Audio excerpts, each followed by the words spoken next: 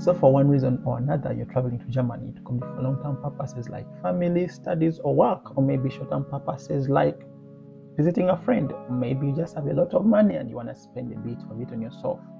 Whatever the reason might be, traveling to a foreign country can truly be a daunting roller coaster of emotions, from the excitement of adventure to the fears of the uncertainty. And that's why I thought you might want to know these 5 things as you prepare for your journey to Germany, or as we say it here, nach Deutschland. So let's roll.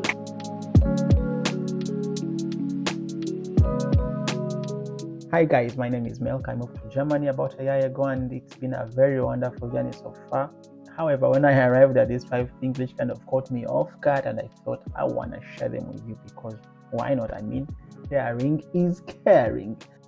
Point number 1, let's talk about the people. I mean, what's a country without its people? I hate to seem to carry biases that might end up, propagating stereotypes in a way. And so by making this point, it's not my intention whatsoever, but generally speaking, Germans, less outgoing people, they are reserved in a way. And of course, some people would say they are cold. Generally speaking, yes, Germans are kind of drawn back in a way. Of course, depending on where you're coming from. For me, who was coming from Africa, I kind of found it strange. I mean, leave alone this whole exaggerated outgoing nature back home in Africa. Hey! However, you run into a total stranger and you start vibing, and you're already connected. You can start having a conversation as if you know yourselves before, and some people even have the guts to ask you and tell you long time no see, yes, I've actually never met you in the first place. Right here, that's not the kind of vibe you kind of expect here. They are kind of drawn back, they're more careful with the way they do their things. And once you start to fit in, actually you realize that deep down, this whole quietness or this whole reservedness is a desire for building authentic relationships. I think for me, just in the undertones of this whole behavior kind of situation, is Germans are just trying to say that hashtag no fake friends. So my point number 2, which is of course directly linked to point number 1, is that Germans are very direct and straightforward people.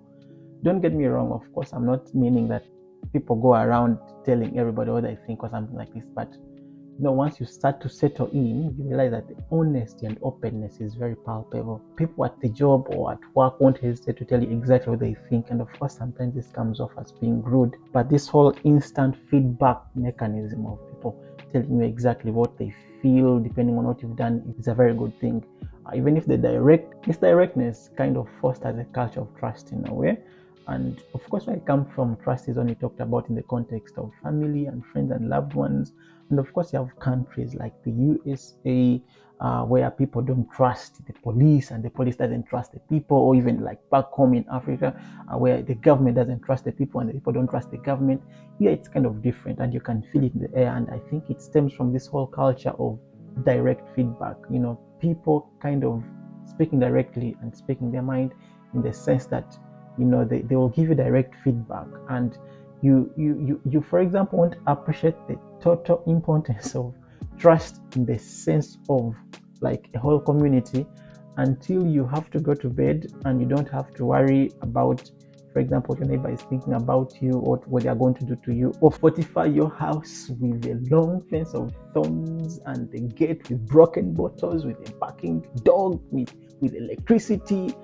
All this is not very necessary, because I think it stems from this whole culture of feedback and trust, and there is just a direct openness. And yeah, it kind of fosters very good culture of trust. Always know that directness and openness is not necessarily being mean to you.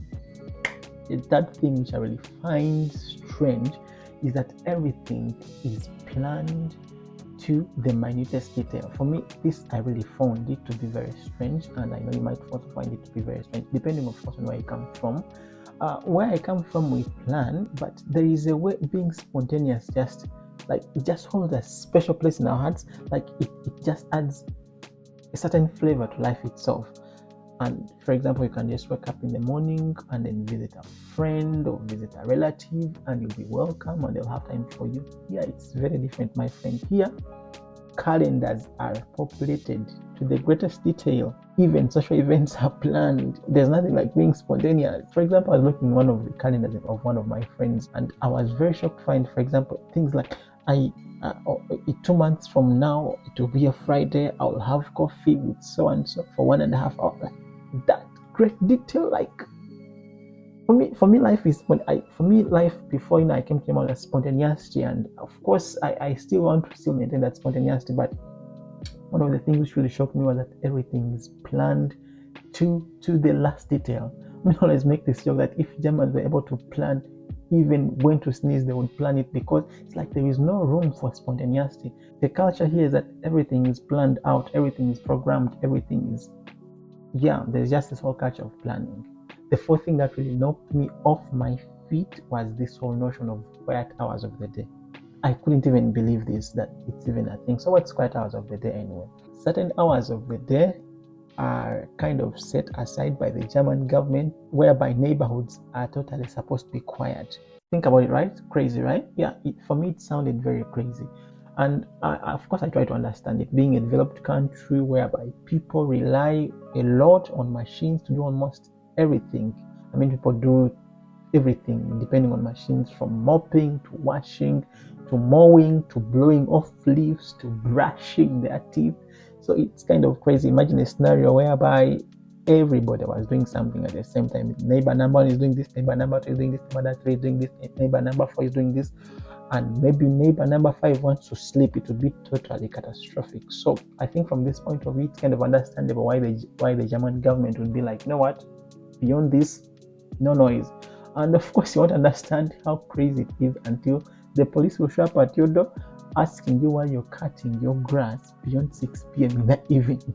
So point number 5 for me, which is kind of more advisory in nature, is that don't overpack when coming to Germany. For me, this is something I also didn't know, but don't overpack. You can almost get everything in Germany. There are all kinds of shops, from African shops to Asian shops to Chinese shops to Russian shops, all kinds of shops. And also the Germans sold them, so they have almost everything you need, so there is no need to overpack. I remember myself when I was traveling here, I was packing this, packing that. I didn't want to forget this, I didn't want to forget that. It was kind of crazy. And then I got at the airport, I got in trouble. I had to remove something, give them to my brother to take them back home. You can avoid that drama. Just don't overpack. If you kind of found value in this video in any way, please consider subscribing to the channel, like the video, and of course leave a comment. And until the next one, bye and peace.